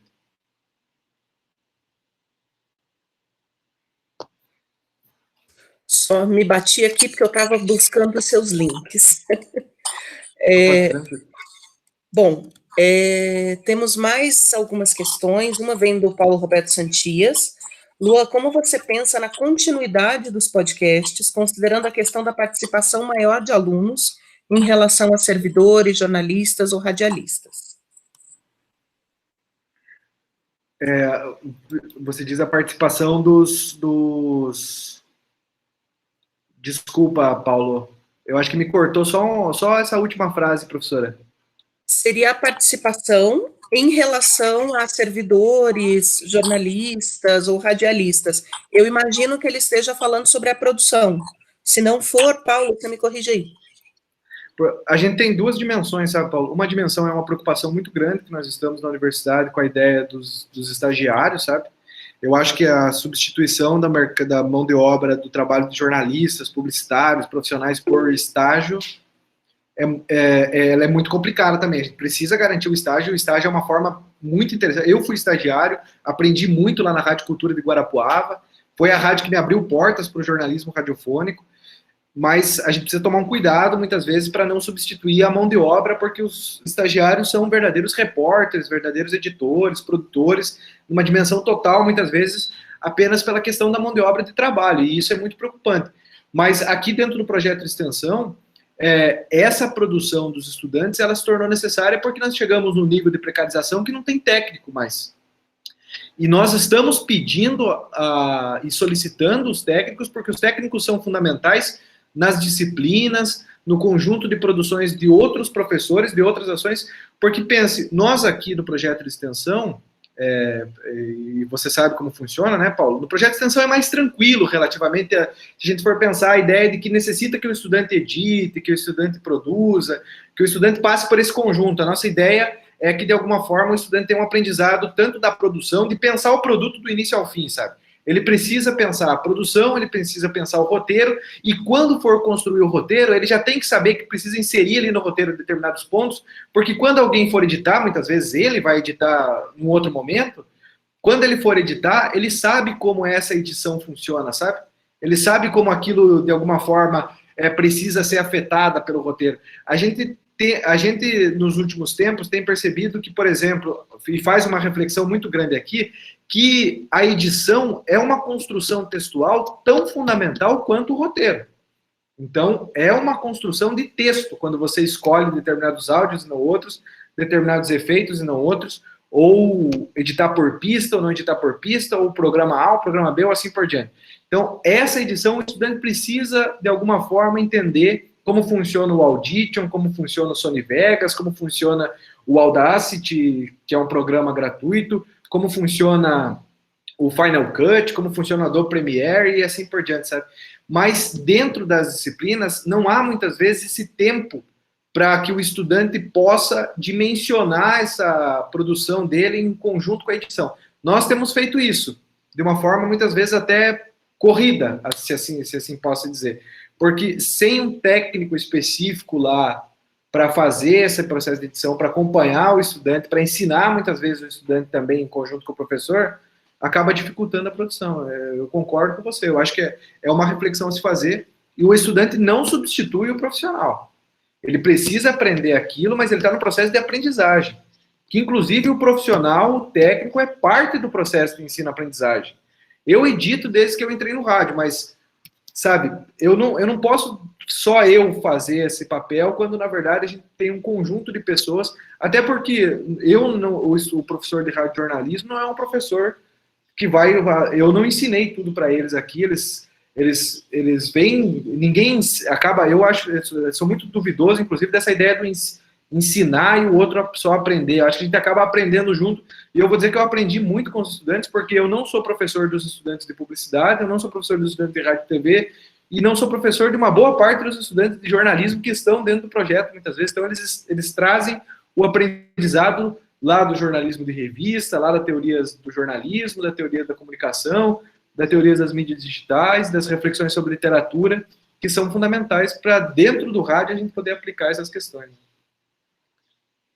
Bom, de novo eu vou pedir licença aqui para a Luana, para o Pedro e para a Alicia, e vou pular duas questões na frente deles, porque tratam da questão da edição. A Maria Tereza Moreira, ela pergunta, como vocês pensam a edição? As músicas, os sons, as trilhas, quem define isso? E um pouco relacionado a isso, a Raide Vargas, ela dá os parabéns a vocês pelo trabalho hercúleo que vocês estão fazendo, e queria saber como vocês fazem a reflexão do trabalho antes e depois da publicação. A gente agora, falar sobre a reflexão, antes, a gente faz uma discussão muito aberta com os estudantes para pensar a ideia de um projeto de extensão que é construído pelos estudantes, ou seja, não há uma imposição do professor, nesse caso, porque eu acho que, como eu disse, a extensão ela não é ensina, ela é uma atuação de impacto social e que precisa que os estudantes tragam as suas experiências de ensino, tragam as suas experiências pessoais para que a gente possa debater dentro das nossas condições. Então, aqui dentro do projeto, a gente tem um debate muito aberto, então os estudantes vão trazer as suas escutas de outros podcasts, as suas sugestões, as suas possibilidades, e aí os estudantes vão propor coisas para que a gente possa implementar e para que a gente possa ir discutindo. Então, tudo que é trazido, de alguma forma, a gente vai discutindo pelo viés de várias pessoas. Por exemplo, a Emily, que é estudante de publicidade, que faz parte tanto do Ditando Regras como do Vida em Quarentena, propôs lá a fonte da professora do grupo de mídia e infância aqui da UFMT, que tem a doutora Ana Tsuru, que está dentro do episódio sobre as crianças. Ela propôs a entrevista, fez a entrevista e ia encaminhar para uma outra roteirista. Mas ela pensou, olha, professor, eu gostei muito da entrevista porque eu fui aluna dela, então eu tenho uma relação pessoal. Então, por que não transformar essa relação pessoal também em texto? Então, ela vira roteirista e ela vai construir o texto a partir desse debate, né? Eu acho que tem um debate reflexivo muito grande, assim, se a gente for olhar, os 6 episódios que foram lançados agora, eles fazem parte de uma reflexão que vem de 6 meses, de debate, de escuta, de pensar com outros podcasts, de tentar escutar, de tentar ler textos relacionados a isso, ao podcast, de tentar escutar outros podcasts para a gente pensar, ouvir rádio para pensar como que pode contribuir com o rádio local e com as emissoras de rádio. E o pós, a gente fez uma reunião na segunda-feira para pensar a próxima temporada, que é algo que a gente quer aprofundar essa ideia das novas vozes dentro do podcast, menos texto do narrador, mais vozes sendo encaixadas dentro de um roteiro que possa fazer com que o ouvinte mergulhe na história sem a necessidade necessariamente de ter um mediador dessa história, mas que ele possa ter essa questão, e foi muito uma reflexão que a gente fez durante a live da Gabriela Viana, com uma questão da Heloísa Barbosa, do podcast Faxina, que eu acho que todo mundo conhece, e que ela lançou, olha, é sempre uma mediação nossa, sabe? O jornalismo tem esse papel do gatekeeper, de fazer a seleção, de escolher e tudo mais, mas e se a gente conseguisse, de alguma forma, extrapolar essas questões e trazer essa fonte, essa pessoa não só como fonte, mas como alguém que, de alguma forma, pudesse participar no conceito de participação, em que ela é copartícipe e coprodutora, e que ela decide sobre aquilo. Então a gente quer tentar experimentar, por exemplo, com estudantes quilombolas, que eles possam ir lá, coletar os seus áudios, identificar como que é o seu dia a dia, como que é o dia de uma pessoa que está no quilombo em áudio, sabe? Ou como que é o dia nosso em áudio. A gente acaba percebendo, se a gente fosse pensar o nosso dia a dia só pelos áudios, você ia ter vários sons, e cada pessoa tem vários sons diferentes ao seu redor, que internalizam, que tem mais, enfim, e assim por diante. E aí, essa reflexão posterior, a gente tenta olhar para trás, assim, o que a gente fez lá em tal episódio. A cada episódio que era publicado no domingo, a gente tinha uma reunião na segunda para debater o episódio. Muitas vezes era um debate tranquilo, outras vezes era um debate um pouco mais tenso, porque algumas pessoas concordavam com uma coisa, outras não concordavam, outras pessoas tinham outra sugestão, e assim por diante. Eu acho que isso é muito interessante para que os estudantes possam se perceber dentro desse processo de decisão conjunta e de decisão coletiva, né, sobre as coisas. E aí, a edição, quem define as trilhas, nós tínhamos, nesse caso, vários editores. Nós tivemos uma estudante responsável por entrar lá, que era a Emily, ela entrou lá na biblioteca de trilhas do YouTube, que é a nossa biblioteca que a gente utiliza para poder, porque os podcasts vão para o YouTube também depois, então a gente tinha que ter um cuidado muito sério em ter áudios que fossem gratuitos, que fossem, enfim, livres para poder publicar, porque a gente começou a ficar com medo de, a partir desse ano, o ECAD ou até mesmo as agências reguladoras entrarem de alguma forma dentro do Spotify e derrubar o podcast. Ainda não aconteceu, mas isso já tem acontecido em alguns outros países. E aí a gente teve uma pessoa que foi atrás disso e tinha lá uma pasta. Nessa pasta a gente colocou áudios por temas, assim, sabe? Áudios de tensão, áudios de drama, áudios de determinada questão e áudios de alegria, enfim.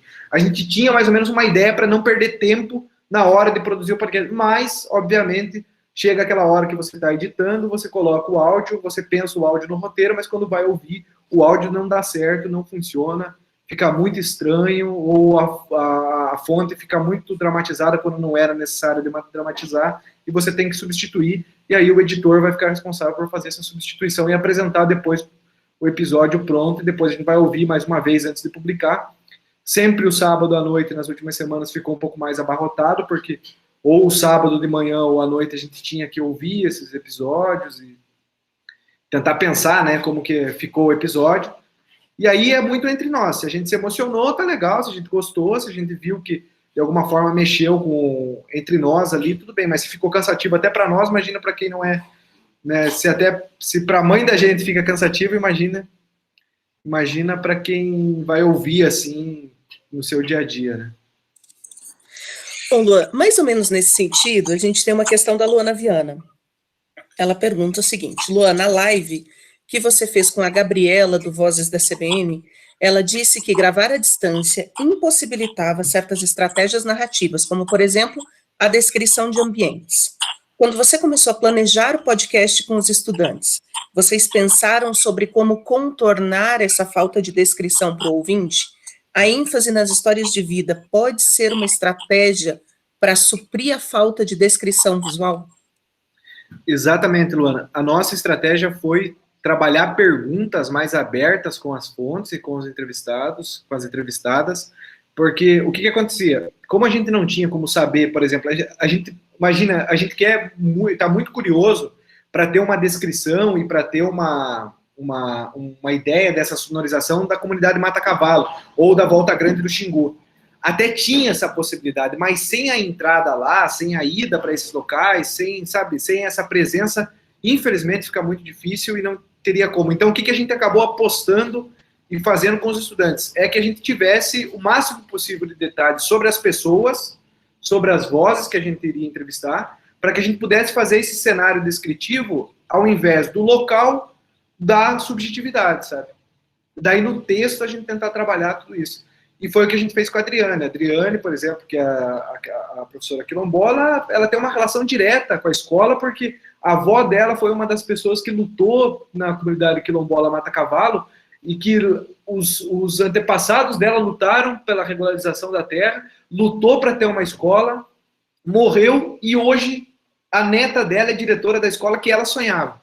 Então, esses detalhes, de alguma forma, são até mais interessantes se a gente pegar pela perspectiva de que, não sei se o ambiente agora é tão legal quanto a história dela, de luta, de persistência, de sair da comunidade, de estar longe lá em Nossa Senhora do Livramento, vir até o FMT, fazer geografia, fazer o mestrado, vencer essas barreiras que são dificílimas para quem está sendo perseguido a todo momento por grileiro, por fazendeiro, enfim, por uma série de coisas. A própria Maiara, quando vai entrevistar a família lá em Campina do Simão, que é um município que fica no sul do Brasil, no centro-oeste do Paraná, e esse município não tem cobertura de internet lá no interior.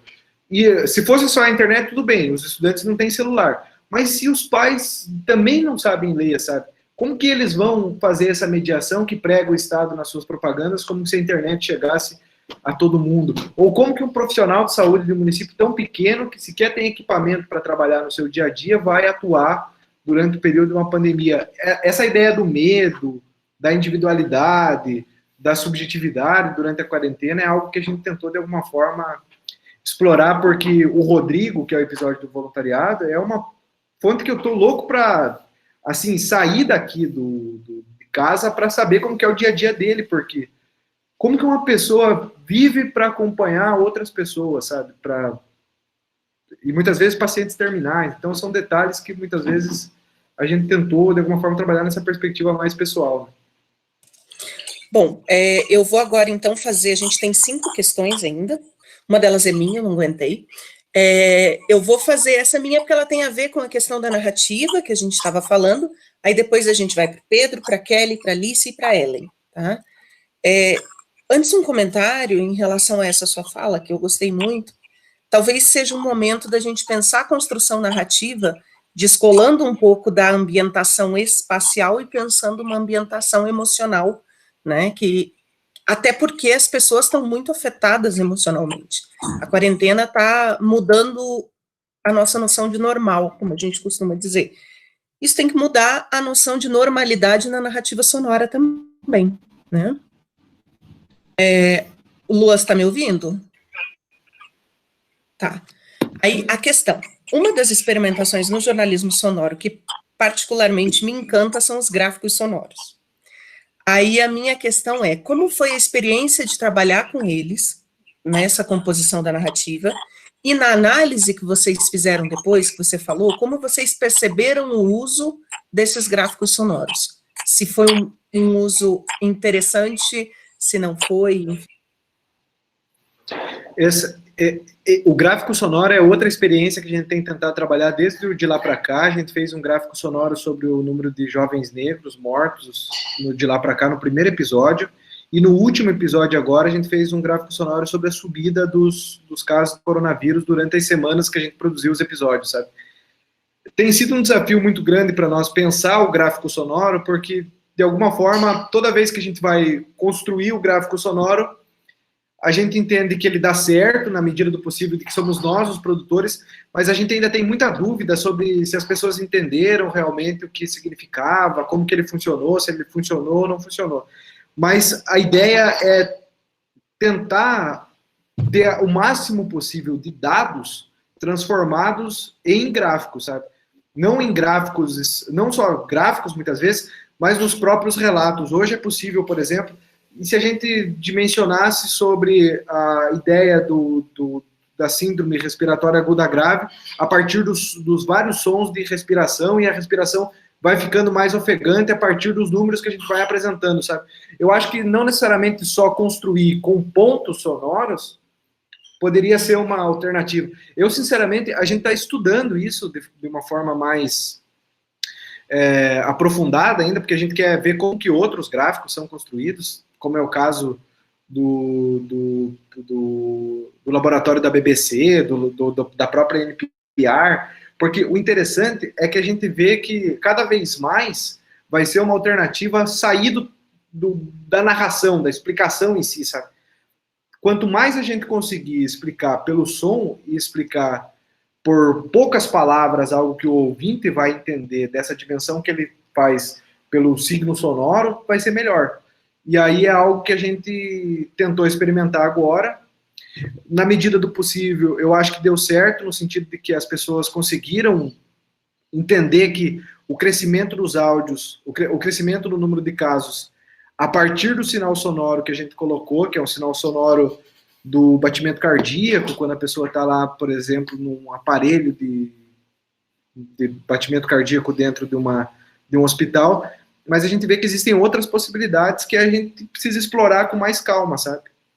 E que esses gráficos de áudio vão ser cada vez mais fundamentais da perspectiva de que o ouvinte precisa entrar dentro dessa narrativa em áudio, né?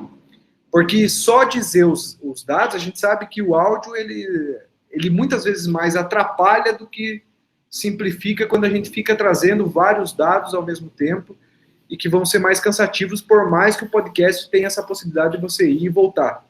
E a gente trabalha muito com os dados. Uma das questões que a gente tem aprofundado é a utilização do máximo possível de dados para justificar as nossas ações, porque a gente crê que são essas questões, são esses dados que vão, de alguma forma, embasar o nosso dia a dia, por mais que a gente vive uma relação de construção de pseudofatos, que até mesmo os dados podem ser duvidosos quando a gente tem um governo que manipula constantemente as suas declarações e as suas questões. Bom, tem duas questões aqui, Luan, sobre os sistemas de circulação de vocês e estratégias de postagem. Uma é do Pedro Rodrigues, ele pergunta como a equipe pensou no melhor dia e hora para serem postados os episódios. E da Kelly Skoralik, espero que eu tenha acertado o nome dela, vocês pensam em postar em algum canal, blog, por exemplo, conteúdo transcrito para acesso às pessoas surdas?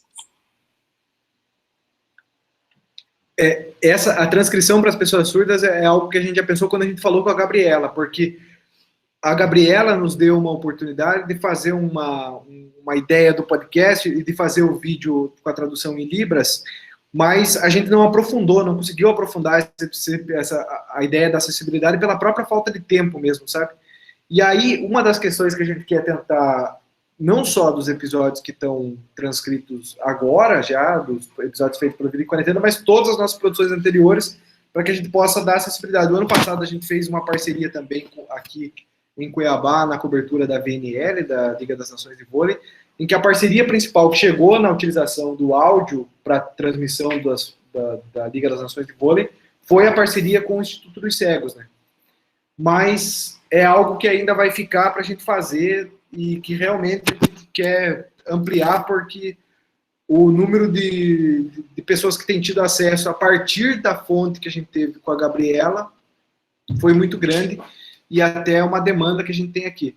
A outra questão era sobre a estratégia de publicação. Nós tínhamos uma estratégia de publicação no primeiro momento que era usar o final de semana, ou seja, ou o sábado ou o domingo, pensando aí um dia que a gente não concorresse com outros episódios de podcast, nem com as lives no período da tarde. Então, a gente chegou, assim, a gente teria a primeira ideia do sábado, mas o nosso fluxo de produção acabou nos jogando para o domingo, sabe?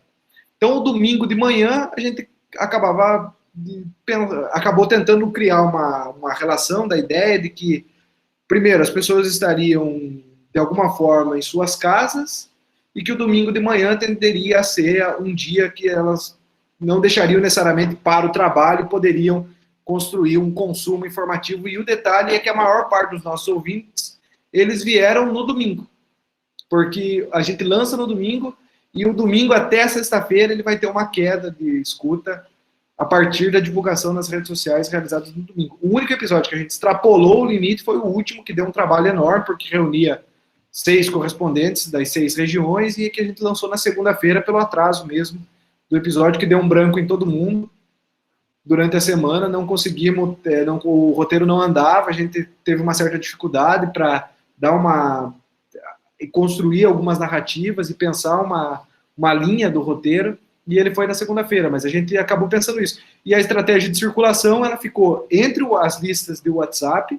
A gente construiu a gente tem uma lista de contatos via WhatsApp que vai enviando, ou seja, que vai mandando para essas pessoas, e por meio das listas de e-mails, o MailChimp, que a gente usa como a nossa newsletter para enviar esses podcasts, e o próprio Instagram, né? Hoje eu acho que o nosso grande portal, assim, o nosso grande forma de relação com os ouvintes ainda é o Instagram e o Twitter, que é onde a gente consegue agregar novas pessoas, e a gente percebe que quando publica no Instagram qualquer coisa, esse número de escuta sobe tanto no Anchor como no Spotify, como no Google Podcasts, né? Nós temos uma outra questão da Alicia Ribeiro. Ela pergunta o seguinte: como você vê a incorporação dos podcasts pela comunicação organizacional para a produção de podcasts corporativos ou para branded podcasts? Eu acho que isso é uma tendência cada vez maior, assim como o rádio corporativo, que tem inclusive uma integrante do Conjor, que é a professora Camila Velar, lá da Universidade de Estácio, né, que ela que faz o doutorado na UFMG, ela pesquisou justamente isso, do rádio corporativo, e que é algo que no rádio já aconteceu, e que agora, por exemplo, aqui em Cuiabá, centro-oeste do país, a gente tem o Fred Fagundes, do Não Ovo, que tem a Altia Podcasts, que é uma produtora de podcasts, que produz podcasts corporativos, podcasts, e tem uma série de podcasts. Então vai ter lá o podcast Publicitários com A, que envolve as publicitárias das agências de publicidade. Tem o podcast Dá Pra Fazer, da Milena, que é uma Instagrammer, uma influencer do Instagram aqui de Cuiabá, que tem um monte de seguidor, tem lá o podcast dela, porque no Instagram dela ela faz muitas coisas. Então ela pinta a casa, ela faz isso, ela faz aquilo. E lá no podcast ela vai levar pessoas que fazem coisas diferentes e que mesmo diante das dificuldades, estão lá para fazer alguma coisa, né? E aí tem lá o podcast do hospital, tem o podcast tem um podcast das mães, que, por exemplo, Cadê a Mãe dessa Criança, que é um podcast que eu acho incrível, sensacional, que vale muito a pena ouvir, porque não é um podcast necessariamente trabalhando essa ideia do eu estou vendendo alguma coisa, mas vai contar a história relacionada à marca e assim por diante, como a gente já sabe que outros produtos fazem. Então eu acho que assim, essa é uma tendência da comunicação digital, como várias outras áreas, como várias outras questões, como o rádio corporativo já faz, e que tem muito mercado que dá para explorar, né? Porque o Instituto Advertising Brasil demonstrou no estudo no ano passado que o podcast é o que mais garante a compra de um produto, que mais dá a possibilidade de que, se algo for anunciado naquele determinado podcast, ele vai ser comprado. Esse é um dado que chamou muita atenção das agências de publicidade, pelo fato de que, se o Nerdcast falou alguma coisa, todo mundo vai lá e vai comprar, pela relação de proximidade que o podcast tem com essas pessoas, né? Muito obrigada. Nós temos agora uma questão da Ellen Brito. Ela diz o seguinte: bom dia, Lô, parabéns pelo trabalho sensacional. Gostaria que você falasse um pouco mais sobre o envolvimento dos alunos nesse processo. Como acontece essa motivação? Como você percebe o interesse dos estudantes pela mídia sonora? Eu, assim, desde que eu cheguei aqui em Mato Grosso, eu fico impressionado com o interesse dos estudantes pelo áudio, sabe? Pela produção em áudio. O rádio completou, em 2019, 80 anos em Cuiabá. Então, a gente tem uma história muito grande, desde os anos 30, de produção radiofônica, de história do rádio. Tem muitas emissoras, tem emissoras pelo interior. A gente sabe que, muitas vezes, essas condições de trabalho são precárias, mas tem uma produção muito para se estudar. E isso se reflete dentro da universidade, porque a disciplina de rádio jornalismo 1, que eu dou aqui, a disciplina de profusão e difusão em rádio jornalismo da professora Maria Ângela Sola Lopes, que é a professora da disciplina, como se fosse rádio jornalismo 2, eles têm produção de podcasts desde os anos 2000 dentro da universidade. Então, se a gente for analisar, em 2005, quando a professora Maria Ângela começou a trabalhar podcasts, lá para cá a gente tem uma formatação de muitos conteúdos em áudio, sejam por rádio jornais e assim por diante. A gente tem uma experiência aqui que é da Rádio Corredor. Nossa Rádio Corredor agora, obviamente, não está funcionando, porque não tem ninguém andando pelos corredores da universidade, que por muitos anos foi um dos principais ambientes para os estudantes trabalharem, e essa questão da produção em áudio ao vivo. Nas últimas semanas de aula, antes da quarentena, a gente tinha lá estudantes fazendo a Rádio Corredor no seu dia a dia. A gente tem muito anseio de ter uma emissora de rádio universitária e tem trabalhado dentro das discussões possíveis dentro da universidade para ter essa possibilidade também, porque o número de produções hoje é muito grande. A gente tem hoje um podcast produzido durante a quarentena sobre esporte pelos estudantes, inclusive o Gênison, o Gabriel, o Rauan, que são integrantes também. O Rauan é integrante do Comunicast, o Gênison e o Rauan, que são meus orientantes, que é o Esportilizando, falando sobre esportes durante o período, sabe, de parada. A gente tem podcast, a gente tem o Fatos do Dia, que foi produzido pelos estudantes, também voltado para o Instagram e para rádios comunitárias, fazendo o balanço do dia a dia. A gente vai ter outras áreas e outras produções, tem o Rádio Ecos, tem o Ditando Regras, tem o De Lá para Cá, tem os projetos ficcionais de rádio e TV. Então, a gente teve o prêmio Intercom Regional aqui do ano passado sobre spot em publicidade, também foi daqui da UFMT, orientado pelo professor Cristóvão e produzido pela Mariana Marcela. Eu acho que, assim, tem um interesse muito grande dos estudantes pelo rádio, pelo áudio e pelo podcast em consequência, né?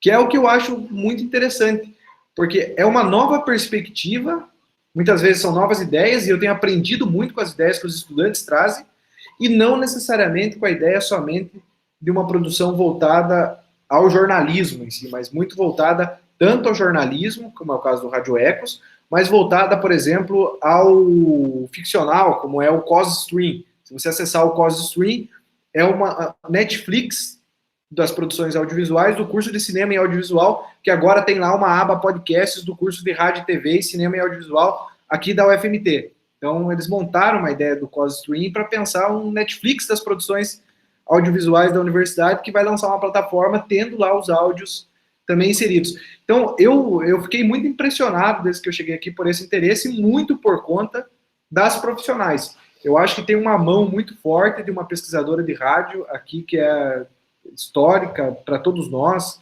completou 30 anos esse ano da primeira tese de rádio do Brasil, que é da professora Gisela Urtrivano, que orientou a professora Maria Ângela Sola Lopes, que participou de bancas de doutorado aqui em Mato Grosso, que teve aqui em Mato Grosso durante muitas vezes, que orientou a professora Cláudia, que orientou professores aqui de Mato Grosso do Sul. Então, nós temos essa relação de proximidade muito forte, e o rádio é algo que Mato Grosso respira muito. Então, eu me sinto privilegiado de ter tido a oportunidade de chegar num espaço que já tinha esse anseio muito forte e que acabou dando muito certo. Né? Bom, nós temos um último comentário aqui, que é da Roseli. Ela diz, Lua, parabéns pelo trabalho desenvolvido. Creio que, além do conteúdo produzido, um dos grandes méritos da proposta é a disponibilização dos conteúdos para reprodução das emissoras comunitárias do Mato Grosso. Sabemos que ainda hoje a questão de acesso à internet é um dos grandes problemas do Estado, e isso acaba interferindo no consumo e na produção de conteúdo, especialmente nas pequenas emissoras. Aí eu aproveito e engato no comentário dela e te pergunto, vocês pensaram nessas características ao entrar em contato com a Abraço? Sim, sim. Não, e até o detalhe que a produção, o podcast ele é enviado de forma integral, mas o Jeremias da Abraço ele foi muito sério com a gente. E até uma pessoa que tem essa reivindicação e que tem esse detalhe, e que foi algo que nós trabalhamos. É totalmente diferente uma produção da outra, sabe? Então a gente tem um texto em ordem direta, vai ser um produto de até 3 minutos, a gente vai ter uma construção específica ali que vai ser voltada para o rádio, vai ser um texto muito mais dentro de uma pequena matéria, uma pequena reportagem de rádio, do que necessariamente aquela construção narrativa específica que a gente fez no podcast de forma mais longa. Claro que a gente continua o processo de edição, porque a gente quer manter essa ideia do narrativo, do construído, do editado também dentro dos minutos quarentena, né? Mas tentar disponibilizar por meio do WhatsApp. E a relação com as emissoras é por WhatsApp. A gente não consegue ter, assim, um envio de dados pelo e-mail, por exemplo. A gente começou enviando por e-mail. Acabou que dos 200 e-mails chegava 3, 4, sabe? Tinha uma resposta de e-mail, porque os e-mails voltavam justamente por conta disso. Então, tem muito essa característica local das emissoras, que é muito importante a gente entrar em contato e saber, assim, qual que é ir apropriando o formato para aquilo que elas mais têm interesse. E a gente sabe que, muitas vezes, o maior interesse ainda é o mais simples possível. Que a gente possa transmitir, muitas vezes, retirar qualquer tipo de trilha, porque muitas vezes a trilha mais atrapalha pela condição da transmissão sonora em alguns locais. Então é importante que a gente tenha muito essa fala muito bem colocada, essa coisa muito bem direta, porque vai entrar durante a programação jornalística ou da programação informativa, durante uma síntese noticiosa, lá durante o período tal, ou vai entrar no programa da comunidade tal, o programa da igreja e assim por diante, sabe? E aí tem que ter esse cuidado. Nós temos uma parceria hoje com o Recopsol, que é a rede de cooperação solidária, que eu faço parte aqui com outro professor também, que trata com os povos tradicionais, a agricultura familiar e os quilombolas, as costureiras, enfim, as comunidades ribeirinhas, em que a gente produz também conteúdos em áudio e transforma isso para o recopsol.cf, que é o site da rede de cooperação solidária, que faz assistência técnica a esses produtores, tem fóruns de debate e tudo mais. Então, para enviar esses áudios em conjunto, para enviar esses materiais do Vida em Quarentena, a gente precisa saber dessas características muito bem colocadas, e a gente sabe que a dinâmica de acesso e de transmissão das informações das rádios comunitárias do Brasil, elas são muito diversas. A gente vai ter uma emissora que vai aceitar, a gente vai ter uma outra emissora que vai ter uma posição mais conservadora, e muitas vezes, isso aqui afetou tal coisa, a gente não vai transmitir de forma alguma. Então a gente tem que ter muito esse cuidado, saber muitas vezes dialogar e enviar um conteúdo que seja o mais direto e mais contributivo possível, sabe? Que seja algo que contribua realmente para a programação. Porque tem uma outra coisa também, que não dá para a gente achar que porque está dentro da universidade, que porque está dentro de uma agência, de um projeto específico e de uma emissora pública, que nós vamos enviar conteúdo e fazer um favor para as emissoras de rádio comunitária, esquecer que lá tem uma potencialidade, tem toda uma dinâmica, tem toda ali uma ideia, né? E muitas vezes até tem toda uma cobertura, muitas vezes bem mais localizada do que nós mesmos, né? Luan, muito obrigada. Te pergunto se você gostaria de comentar alguma outra questão, falar mais alguma coisa. Não, eu queria agradecer porque é uma reflexão muito legal. Eu acho que todas as perguntas aqui vão repercutir dentro da nossa produção também, faz parte do nosso processo de reflexão com os estudantes, são dicas e questões que continuam para a gente trabalhar, e é um projeto experimental. Eu acho que é fundamental trabalhar nesses erros, nessas propostas, nesses acertos, e que a gente possa compartilhar, inclusive a gente está à disposição para compartilhar da experiência, inclusive com outros professores, estudantes que tenham interesse em atuar da mesma forma. Né?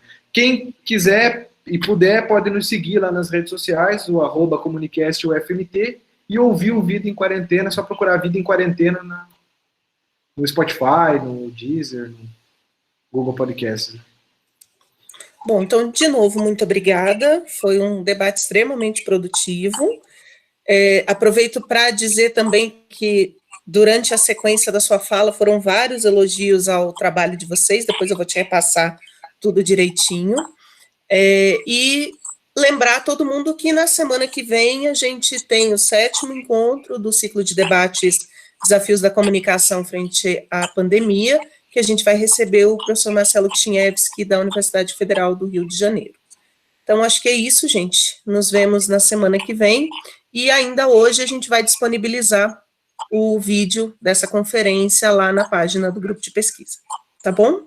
Muito obrigada a todos. Até mais. Muito obrigado.